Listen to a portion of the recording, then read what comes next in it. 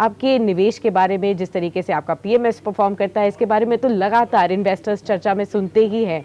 लेकिन मैं सबसे पहले आपसे जानना चाहती हूँ कि हाल ही में जैसे आपने अपने ट्विटर पर कई किताबों की भी बातचीत की, आप लगातार कई किताबों का जिक्र करते हैं, ऐसे में आपकी 3 सबसे फेवरेट किताबें कौन सी हैं? और हाल में आपने राकेश झुनझुनवाला पर भी लिखी हुई जो किताब पढ़ी है, उससे भी आपने क्या मेजर टेकअवेज देखे? 3 किताबें बताना तो बहुत मुश्किल हो जाता है साक्षी। किताबें तो बहुत हैं पढ़ने के लिए। जी। और आपके जो दर्शक हैं उनको मैं खासकर ये कहना चाहूंगी कि अगर आपको खुद से निवेश करना है तो आपको पढ़ना सीखना पड़ेगा। तो अब ये या तो आप किताबों से पढ़ें या फिर अब तो कई यूनिवर्सिटी के कोर्सेज तक आपको अवेलेबल हैं ऑनलाइन। तो अब सीखने के तरीके तो बहुत हैं, पर बिना सीखे निवेश मत करिए। जी। तो अगर आप बिल्कुल ही फाइनेंस से आपका कोई ताल्लुक नहीं रहा है, आपको एकदम शुरू से शुरू करना है, तो पहले तो आपको एक तरह से टेक्स्ट बुक समझनी पड़ेगी। जी। आपको सब रेशियो का क्या मतलब होता है, कैसे देखें। फिर आपके पास होती हैं बिजनेस, जो अलग अलग तरह के बिजनेसेस बने हैं उन पे किताबें लिखी गई हैं, चाहे नाइके हो या अमेजॉन हो। भारत में भी कुछ हैं जो उतने ज्यादा नहीं है जितना आपको अमेरिकन कंपनियों के लिए मिलेगा। जो बड़े बड़े निवेशक रहे हैं उन्होंने क्या स्ट्रैटेजीज अपनाई है, पर ये जी। सब आप थोड़ा क्रिटिकल होकर पढ़िए, थोड़ा सोच समझ कर पढ़िए। ऐसा नहीं कि किसी ने एक चीज कही तो आप उसको पूरा का पूरा सोचें कि मैं कॉपी कर लूं और उससे जी। हो जाएगा। आपको समझना पड़ेगा। जी। और जो सबसे महत्वपूर्ण चीज है, आपकी जो अपनी सोच है उसमें आपको कहाँ कहाँ आपको एक तरह से वो गिरा सकती है आपको नीचे। बिकॉज बिल्कुल। क्योंकि बिल्कुल। फाइनेंशियल रेशियो समझना आसान है, अपने दिमाग को समझना उतना आसान नहीं है। क्योंकि हम जो सारे इंसान हैं हमारे अंदर, और ये मतलब ये आज की बात नहीं है, ये हजारों साल से हमारे अंदर कुछ ऐसी चीजें हैं, कुछ बायसेस हैं, कुछ बिल्कुल। चीजों को इस तरह से देखने का ढंग है जो हम निकाल नहीं सकते हैं। तो उसके लिए 2 किताबें मुझे खास करके डैनियल कानामन की बहुत पसंद है, थिंकिंग फास्ट एंड स्लो और ओके। नॉइज। ठीक है। तो ठीक है। ये, हाँ जी। जी। देवीना जी, आपने ये बहुत ही इंटरेस्टिंग बातचीत की कि अक्सर हम अपने दिमाग को ही नहीं समझ पाते और बहुत सारे फाइनेंशियल इन्वेस्टर्स भी इन बायसेस से गुजरते हैं और ऐसे में कई डिसीजंस उनके ऐसे हो जाते हैं जब वो बाद में रिग्रेट करते हैं, भले ही वो निवेश के मामले में हो, लाइफ के मामले में भी हो। ऐसे में ट्रेडिशनल वेज ऑफ इन्वेस्टिंग जब होती थी, टेक्निकल फंडामेंटल एनालिसिस जो आज भी चलता है और अक्सर ज़्यादातर लोग उसी को फॉलो करते हैं, लेकिन कई बार हमने आपको देखा है कि आप बात करते हैं कि जब आप निवेश करते हैं अपने फंड्स में भी और जिस तरीके के आप अडॉप्ट करते हैं चीज़ें, वो मशीन लर्निंग के ऊपर काफ़ी आधारित होता है, डेटा मॉडल के ऊपर, क्वांट मॉडल के ऊपर। तो आज के स्मॉल रिटेल इन्वेस्टर के लिए किस तरीके को फॉलो करना सबसे ज्यादा बेहतर रहता है? देखिए, मतलब मैं क्वांट मॉडल की बात करती हूँ, आर्टिफिशियल इंटेलिजेंस, मशीन लर्निंग, लेकिन उसके बेसिक जो आधार है वो वही है जो चीजें आप बोल रही हैं कि फंडामेंटल एनालिसिस। पर जो चीज आपको ये करने का मौका देता है उसमें 2-3 चीजें बहुत महत्वपूर्ण है। एक तो ये कि आपका बायसेस और नॉइज एलिमिनेट कर देता है, हटा देता है। तो जैसे अगर आप अपने लिए भी निवेश कर रहे हैं, आप सोच रहे हैं कि मैं ये 4, 5, 6 जो मेरे क्राइटेरिया है मैं इसके आधार पर निवेश कर रहा हूं या कर रही जी। हूं, लेकिन असली में आप शायद अपने दोस्त की टिप्स सुन के उस पर निवेश कर रहे होते हैं। तो आपने जो बिल्कुल। खुद सोचा हुआ है आप उस पर भी नहीं स्थिर रहते। तो जी। ये जो सिस्टम फोर्स करता है कि आपने जो बोला है, जो जिस तरह से आप करना चाहते हैं आप उसी तरह से कर रहे हैं। और फिर वो जो क्राइटेरिया है वो सभी स्टॉक्स पे अप्लाई कर सकता है, जो कि इंसान इतने स्टॉक्स नहीं देख सकते। जैसे हम लोग भारत में देखते हैं तो जितने भी स्टॉक्स 1000 करोड़ मार्केट कैप से ज्यादा के हैं उनको देखते हैं, तो उनको सबको एक बेसिस पर देख के पूरा 700 के 700 को हम लोग रैंक करते हैं। फिर अच्छा। ऊपर के जो रैंक है उनको देखते हैं। तो ये प्रोसेस है। या अगर हम लोग विश्व में देखें तो 25,000 सिक्योरिटीज के लगभग हम लोग देखते हैं। तो 25,000 सिक्योरिटीज तो आप चाहे जितना भी बड़ा रिसर्च टीम बैठा लीजिए, एक तो वो उतना देख नहीं सकते, दूसरा ये है कि हर एनालिस्ट का अपना अपना कुछ ना कुछ अलग होगा। वो बिल्कुल। सब एक एक जैसे तरीके से नहीं देखेंगे। तो ये चीजें सिस्टम एलिमिनेट करता है। लेकिन मैं आपको ये भी बता दूं कि हमारा सिस्टम ब्लैक बॉक्स नहीं है कि अगर वो रेकमेंड करेगा कि ये टॉप 75 स्टॉक हैं तो हम लोग को मालूम रहेगा कि किस कारण से अब वो स्टॉक्स आए हैं सिस्टम में। और हाँ, एक चीज और है कि जो फंडामेंटल एनालिसिस आप, और मैंने तो मतलब बहुत साल ये किया है खुद से, मतलब जब भारत में इक्विटी रिसर्च का नामो निशान नहीं था तब जी से मैंने शुरू किया था। तो पर आप खुद देखेंगे तो आप कितने रेशियो देख पाएंगे, 4 5 6। सिस्टम में वो कंस्ट्रेंट नहीं है। आपको जितने भी रेशियो, जितने भी नंबर्स देखना चाहें आप देख सकते हैं। जिस तरह से वो कंबाइन करता है वो अगेन आप ह्यूमनली नहीं देख सकते, क्योंकि अक्सर ये होता है कि हम लोग को कोई मैनेजमेंट या कंपनी अच्छी लगती है जी तो फिर हम वो एक तरह से उसी लेंस के थ्रू उसकी सब चीज देखते हैं, फिर सभी कुछ उसका अच्छा लगने लगता है। तो बिल्कुल ये सब बिल्कुल। चीजें सिस्टम हटाता है। जी, एक और ख़ास बात जो मैंने अभी आपकी बात में सुनी कि आपने कई साल पहले से जब निवेश शुरू किया था, जब यहाँ पर इक्विटी एनालिसिस का नामो-निशान नहीं था, तब से आप यहाँ पर भारत में भारतीय स्टॉक मार्केट्स में और अब ग्लोबली स्टॉक मार्केट्स में आप निवेश कर रहे हैं। तब से लेकर अब तक किस तरीके का डिफरेंस आया है? पहले जब लोग निवेश करते थे और आज की डेट में जब निवेश किया जाता है, क्या उसमें एक रिमार्केबल डिफरेंस है? हाँ, वैसे मतलब ग्लोबली भी अब हम लोग को लगभग 25 साल हो गए निवेश करते हुए। जी 1999 में हम लोग लंदन स्टॉक एक्सचेंज के मेंबर बने थे और उसके अगले साल एनएएसडी के। तो जी जहां तक फर्क का सवाल है, यही इसी अब मैं जो चीज बोलती हूँ कि सब फंड मैनेजर अभी भी 1990s में ही बैठे हुए हैं अधिकतर, ओके जबकि सिस्टम बदल गया है। मैं जो एक एग्जांपल देती हूँ, जैसे हॉकी, आपके बहुत सारे दर्शक तो उतने दिलचस्पी उम्र होगी। दराज नहीं होंगे तो उनको याद नहीं होगा कि एक जमाना था जब इंडिया और बाद में इंडिया और पाकिस्तान हॉकी को डोमिनेट करते थे, फील्ड हॉकी को। तो आप समझ लीजिए 1930 से लेके 1970s तक ये दौर चला जब टॉप पे ये देश रहते थे। और फिर वो एकदम ऐसा बदला कि अगले 40 साल इंडिया कहीं भी मेडल रेकनिंग में नहीं आया। और ऐसा क्यों बिल्कुल हुआ? क्योंकि पहले वो खेल होता था घास पर और उसके बाद वो चेंज हो गया आर्टिफिशियल ग्रास या एस्ट्रोटर्फ पे। बिल्कुल तो बिल्कुल। जो स्किल, जो चीज घास पे काम करती थी, वो बहुत अच्छा स्टिक वर्क और ड्रिबलिंग जैसे जो मेजर ध्यानचंद की खूबियां थी, जी वो जब वो आर्टिफिशियल ग्रास हो गया तो अलग ही स्किल काम में आने लगी कि आप कितना तेज दौड़ सकते हो, कितना फिट हो, जिसमें इंडिया उतना अच्छा नहीं था। तो जी यही चीज है, अब वो जमाना बदल गया। जो 1990 का जो दशक था उसमें एक जो खास फर्क था वो ये था कि अगर कोई फंड मैनेजर जाके कंपनी से मिलता था, और ये भारत की बात नहीं, सब विश्व में सब जगह ये बात थी, तो कंपनी से उनको कुछ अलग इंफॉर्मेशन मिल जाती थी बिल्कुल। जो जो सबको नहीं मालूम रहती थी। लेकिन तब उनको धीरे एक धीरे एडवांटेज पूरे मिलता विश्व था और में फिर और वो भारत में स्टॉक को ले सकते रेगुलेशन थे, आए। लेकिन आज की डेट में तो हर जगह इंफॉर्मेशन अवेलेबल है हाँ, ही। अब आपको आपका कॉन्फ्रेंस कॉल भी होता है। पहले था कि कॉन्फ्रेंस कॉल में आपको बुलाया नहीं जाएगा, पर अब तो कॉन्फ्रेंस कॉल का ट्रांसक्रिप्ट आपको मिलेगा हर इन्वेस्टर रिलेशन वेबसाइट पर। तो वो चीजें जब हट गई तो अब जो स्किल चाहिए वो ये है कि अब डेटा बहुत है, आप डेटा को एनालाइज कर सकते हैं या नहीं। पहले था कि बिल्कुल आपको इंफॉर्मेशन चाहिए, अब है इंफॉर्मेशन तो सबके पास है, कौन उसको बेहतर एनालाइज कर सकता है। तो इसीलिए अब वो सिस्टम काम करने लगे हैं, और इसीलिए जो ट्रेडिशनल फंड मैनेजर हैं उनके लिए आउट परफॉर्म करना मुश्किल हो गया है। जी, बिल्कुल आपने ये सही बात की। और ऐसे में जिस तरीके से हम आज के वर्ल्ड में हैं, हर दिन कोई ना कोई नया चैलेंज है। और क्योंकि वर्ल्ड इतना कनेक्टेड है, यूएस में अगर एक रीजनल बैंकिंग क्राइसिस होता है तो उसके बारे में हम भारतीय फाइनेंशियल सिस्टम पे क्या असर होगा ये बातचीत करते हैं। और जिस तरीके से वर्ल्ड वाइड कोई भी चेंजेस होंगे उसका भी इम्पैक्ट हमें यहाँ पर देखने को मिल सकता है। ऐसे में किस तरीके से इन्वेस्टर्स को निवेश करना चाहिए कि ग्लोबली जो रिस्क हैं उसको भी आप लगातार मैन्यूवर करते रहें और आपके पोर्टफोलियो को बचाकर चलते रहें? तो एक तो मैं ये कहूंगी कि सबसे जो महत्वपूर्ण चीज होती है जिसपे इन्वेस्टर, निवेशक कम फोकस करते हैं, वो है एसेट एलोकेशन।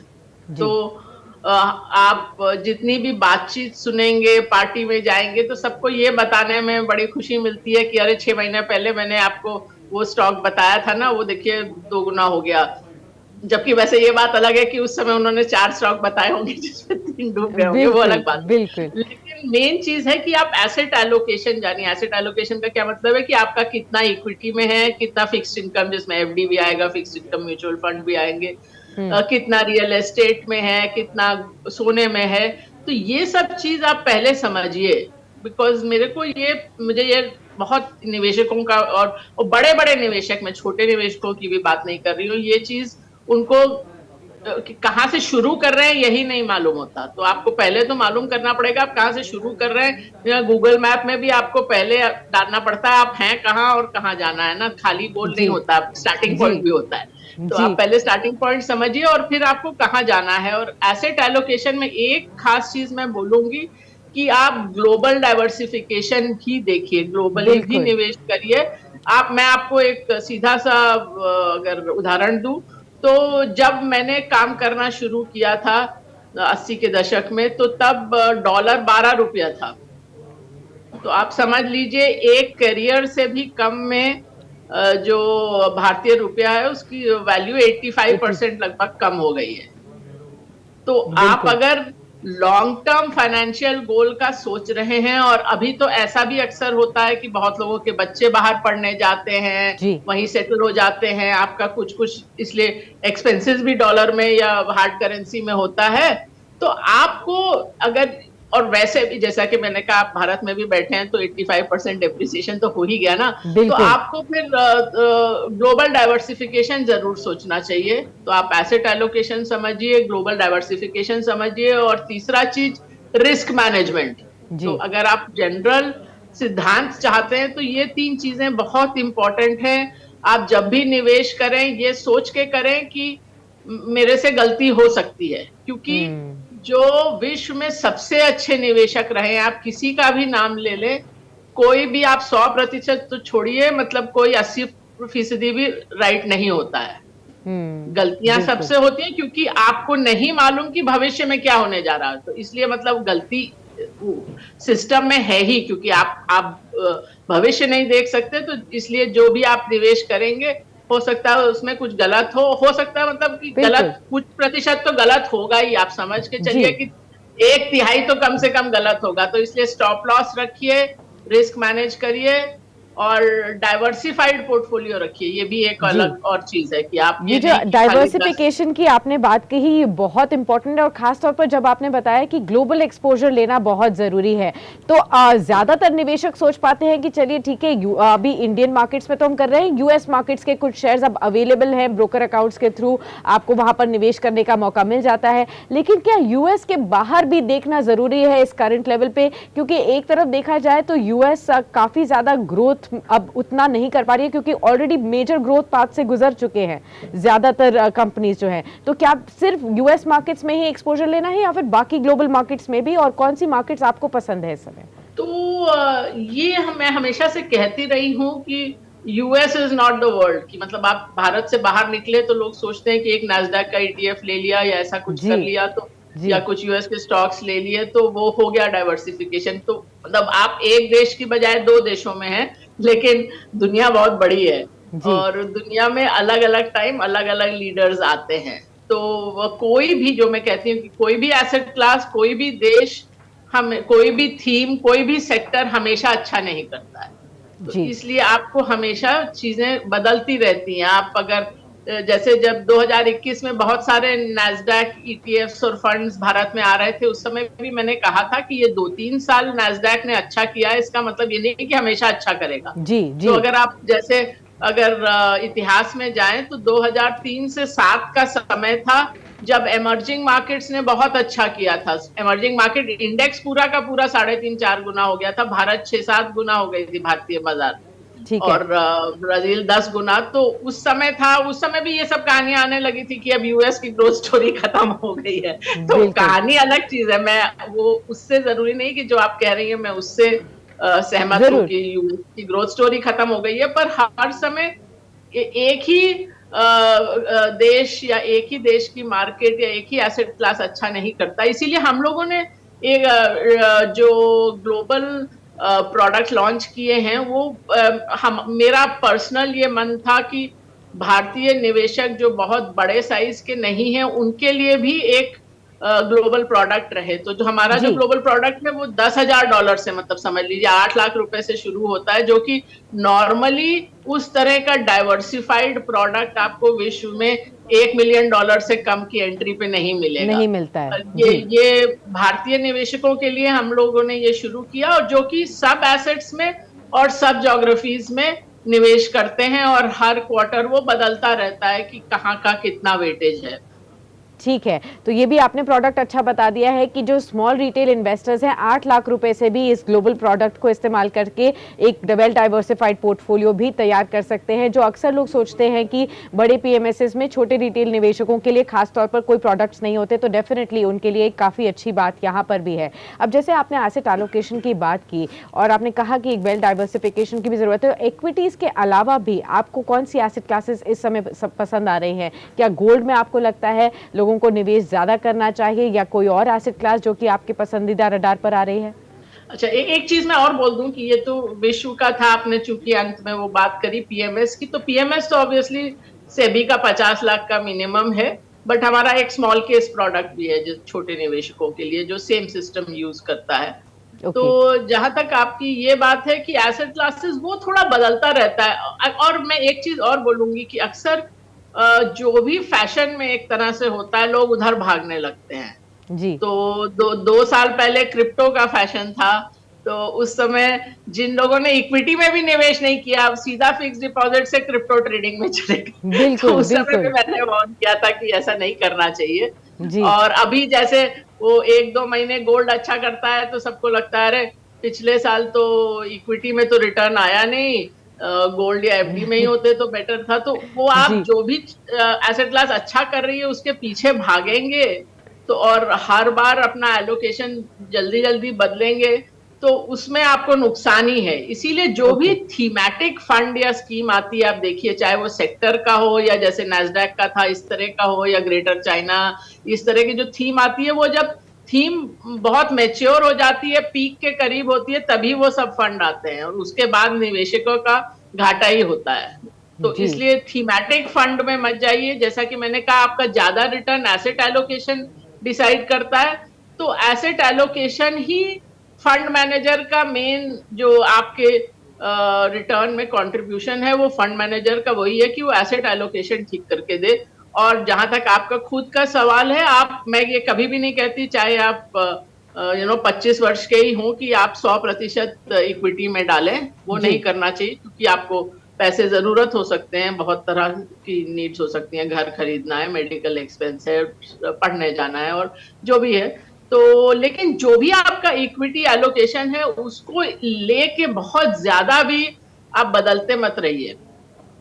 ठीक है। अब अनलेस क्योंकि कोई ऐसा बहुत बड़ा खतरा जी नजर आ रहा हो। तो आपने जी शुरू में वो राकेश झुनझुनवाला की जी। किताब का जिक्र किया था, तो हम्म। उसमें है तो बहुत कुछ, लेकिन मुझे जो चीज सबसे ज्यादा स्ट्राइक की जी। उसमें ये था कि राकेश जी ने लिखा है कि मेरा जो रिटर्न है वो लंपी तरीके से आया है।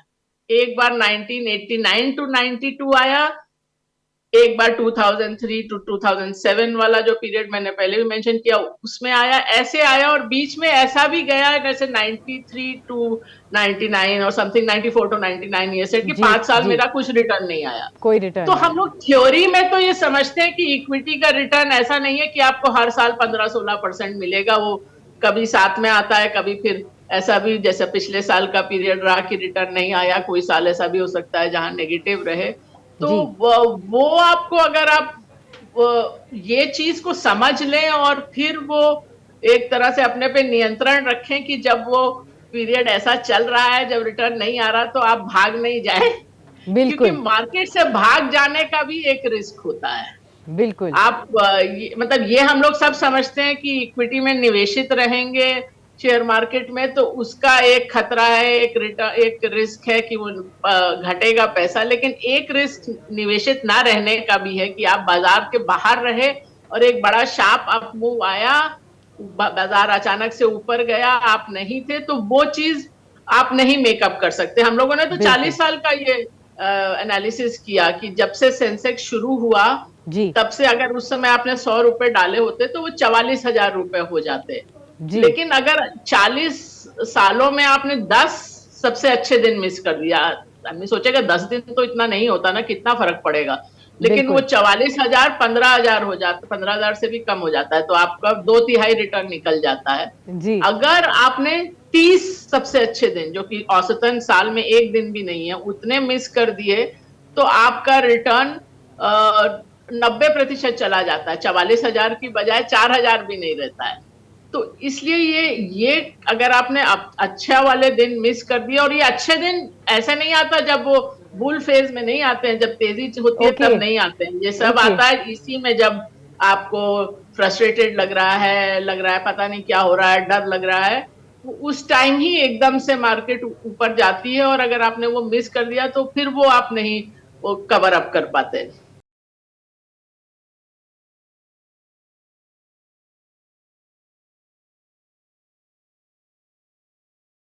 वीडियो पसंद आया तो हमें लाइक, कमेंट, शेयर और सब्सक्राइब जरूर करें।